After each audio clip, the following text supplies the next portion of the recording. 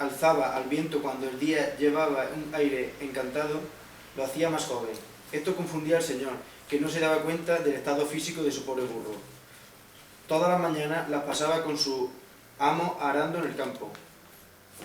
Poco a poco el humilde hombre de Encinas Reales se estaba dando cuenta de que su burro se hacía más viejo y estaba muy cansado, pero le era necesario para su trabajo, así que hacía que cada mañana, tarde y casi noche le acompañase. Cuando la tarde, un largo día de trabajo para ambos, se había dormido para dejar paso a la noche y la luna vertía su clara luz en el rostro del buen señor, este pensó más profundamente sobre la situación de su buen amigo. A la mañana siguiente, cuando los rayos del sol iluminaron su ventana, el amo contemplaba el hermoso día, silencioso y a solas, recogiendo más tarde al animal para irse a trabajar.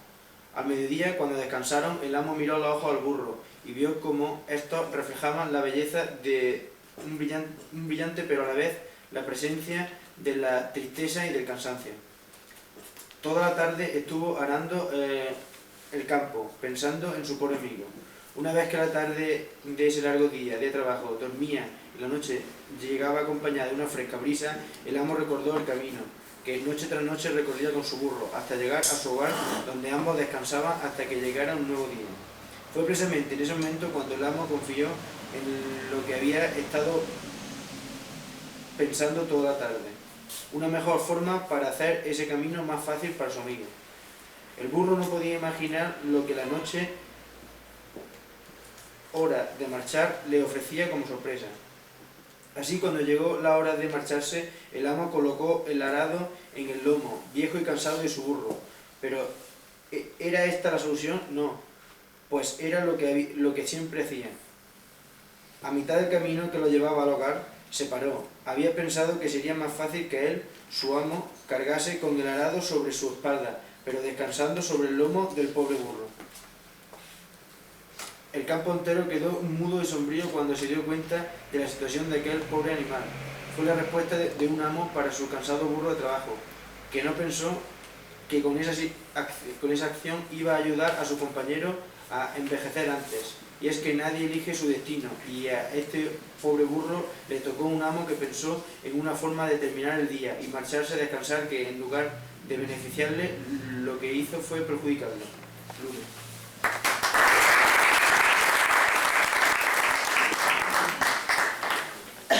¿La sexta? El título de la sexta anécdota es Crónica de la muerte anunciada de un cerdo. Y la firma Estelar.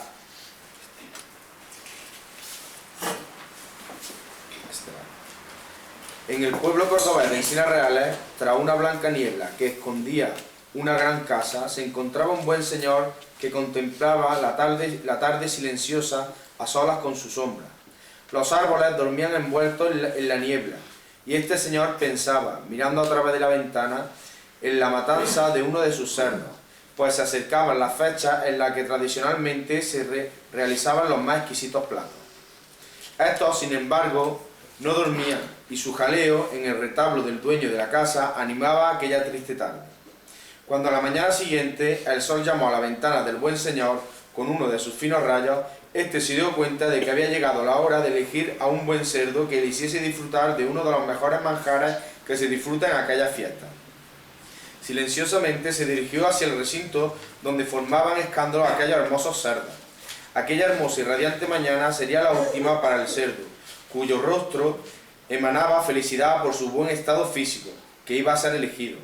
Pero si la mañana nació hermosa, poco a poco fueron oscureciéndose, al igual que la felicidad de este cerdo, cuyos ojos empezaron a mostrar el brillo de la oscura tristeza, pues el señor que se acercaba no traía alimentos para que pudiera comer, sino que sus manos aguantaban un enorme cuchillo. El cerdo comenzó a mostrarse inquieto, nervioso, no paraba de moverse de un lado a otro, intentando buscar una salida que lo alejase de la cruda mirada de su buen amo. Tan inquieto estaba el pobre animal que su dueño se vio obligado a sujetarlo fuertemente. Por un momento dejó a un lado su mortal y afilado cuchillo, con el que se disponía a degollarlo, para utilizar sus enormes manos como herramienta que ayudaría a rodear brutalmente el pescuezo del cerdo. Este gemía silenciosamente. Nadie podía ayudarlo en ese crucial momento de su vida. Llegó la hora de la total angustia de la muerte, acompañada por las manos de su amo, ante el cual cayó asfixiado. El retablo de aquella casa quedó por un momento enmudecido y gris tras este acontecimiento. Pero no afectó tanto al amo de aquel buen ejemplar, pues tenía tanta gana de cerdo que no pensó en deshacerse del animal. Todo lo contrario, creyó oportuno seguir con el plan de comida previsto desde un principio, pero con un toque final distinto. Cuando la tarde que vio la muerte del animal dejó paso a una noche estrellada y casi encantada, sobre la mesa del Señor se encontraba el cerdo cocinado, un cerdo, entre otros muchos, que había sido alimentado por las mismas manos que finalmente lo mataron. Había sido frito, su carne tenía el color de las rosas del jardín de la casa, y a la vez se mantenía morena como la salsa que lo acompañaría. Ofrecía un estupendo aspecto que incitó al Señor a comer y comer y comer. Poco a poco, a medida que la noche se hacía, si era posible, más bonita, se fue sintiendo mal, padeciendo más tarde un fuerte dolor de estómago. Y es que abundante y rica era la tierra cordobesa en la que vivía este buen hombre, pues había dado fruto para alimentar y hacer crecer unos hermosos cerdos que, en lugar de ofrecer uno de los más ricos manjares a su amo, lo que resultó fue una gran molestia en su estómago, que no le favoreció en ningún momento, sino que lo perjudicó desde el primer bocado de aquel apetitoso manjar. Y todavía hoy el señor de la historia que hoy contamos no ha podido olvidar el famoso día en el que se dispuso a degollar a aquel estupendo animal que le causó tan enorme mal.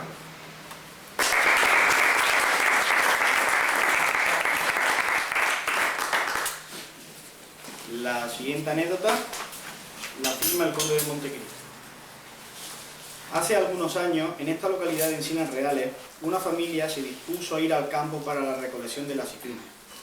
De tal manera que más que recoger las aceitunas se dispusieron a echar un día de campo festejando lo más importante, el picadillo, que se iban a comer al mediodía, en esas fechas donde el hambre merodeaba por nuestro pueblo. Así que muy de mañana se levantaron, aparejaron el borrico y se dispusieron a ir al campo y pasar un día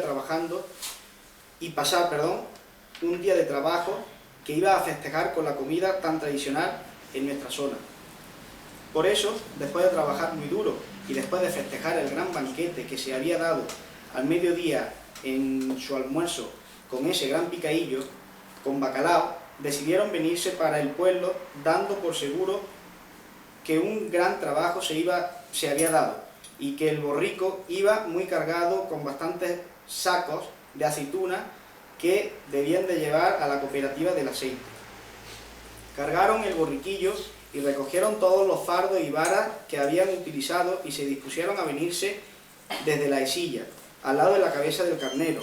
Claro, todas las varas no las pudieron cargar en el borriquillo, ya que había una vara que sobresalía de entre todas. Era la más larga y más gorda, que nadie pudo ver y que se utilizaba para varear los pimpollos del olivo sin que nadie se tuviera que subir al olivo. Una vara que muchos habían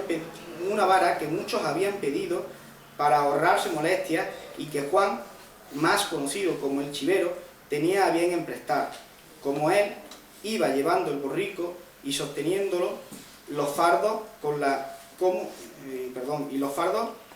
como su niña, la niña de la pescaera, llevaba los arreos de la comida de su mujer, la pescaera. Se hizo cargo de traer junto con los bultillos la gran vara hasta nuestro pueblo y se dispusieron a darse una caminata para poder entregar los 5 o 6 sacos de aceitunas que habían podido recoger entre los 3 en esa mañana.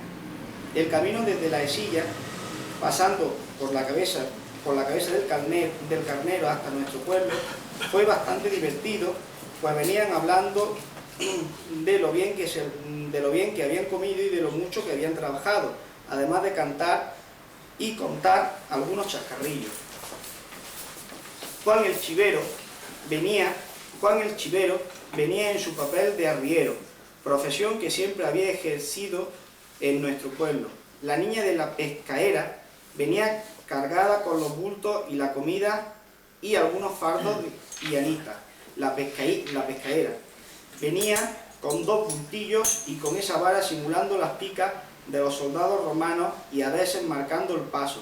Así que cuando llegaron al pueblo y el chivero y la niña llevaron los sacos de las aceitunas a la cooperativa, se fueron con diligencia hacia la cuadra de su casa y así les daba tiempo a guardar todo lo que habían utilizado en ese día. La sorpresa llegó cuando Anita la pescaera los estaba esperando con mucho más rato, puesto que había podido soltar la gran vara, pero la mano.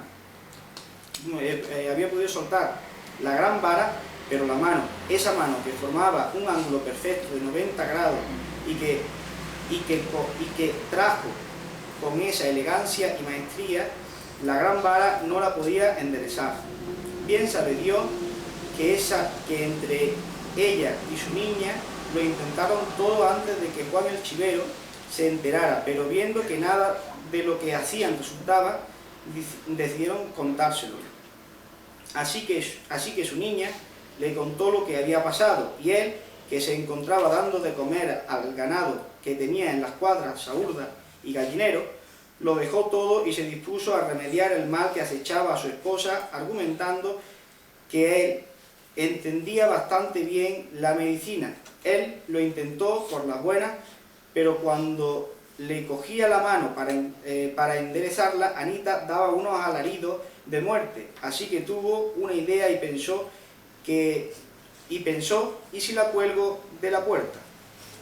Dicho y hecho, habló con su mujer y le explicó lo que iba a hacer, que sería un remedio infalible, utilizando por todos los antiguos y siempre había dado resultado, y por todo ello su mujer aceptó. Él cogió los brazos de su mujer, se acercaron hacia la puerta y le dijo con suavidad: agarra con la mano la punta de la puerta. Cuando ella lo hizo y argumentó que estaba bien agarrada, la soltó bruscamente de entre sus brazos y con el peso del cuerpo, la mano engarrotada, se enderezó y un solo grito se oyó, no por la mano, sino por el golpe que se dio. La verdad es que la mano se enderezó y creo que me contaron que un poco más de lo normal, y con ello terminó el dolor y el desazón de esta familia, y para el problema siempre hay solución.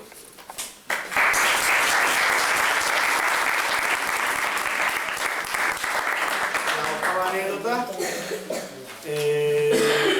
¿alguien del público si está interesado en leerla? Por ejemplo, Ana Mari, ¿vale?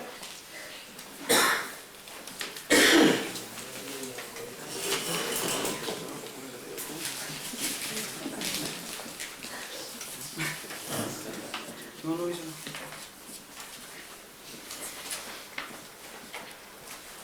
Afirma el compañero: en este pueblo donde todos nos conocemos hay bastante amistad, que en algunas ocasiones se valora más que a la familia, y esto lo digo por la anécdota que me dispongo a narrar.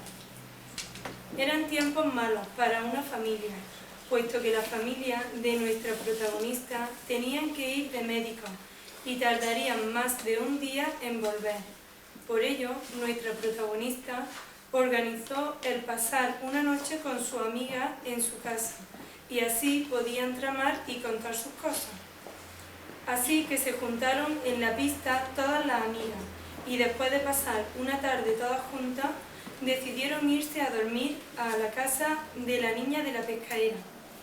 Cuando iban entrando, les dijo: traerse la puerta, dando a entender que la cerraran, pero a ellas no lo entendieron así, por lo que Carmen, la de la fonda, Mari, la hermana de José Pedro, el de los huevos, Dolores, la hija de Dolores, la panadera, Dolores, la hija de Villa Alta,